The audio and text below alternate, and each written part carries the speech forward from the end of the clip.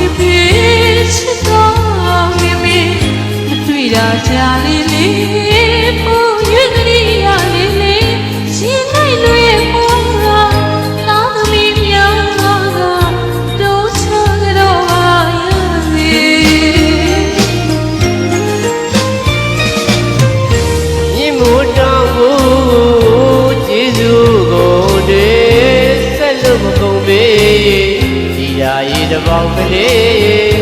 ညယုံညတဲ့မိဘလူဝမ်းမငြိမ်းချမ်းပေ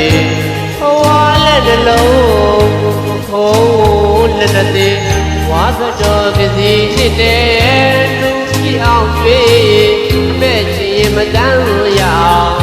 သင်္ကန်းကြီးစွာဝေမြူရပြီ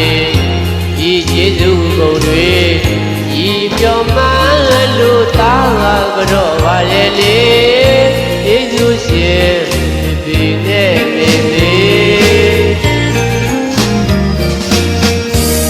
တဲ့တောင်ကြီးခလေးဘဝကယေရှုတို့ချော့ပြဘုံတွေ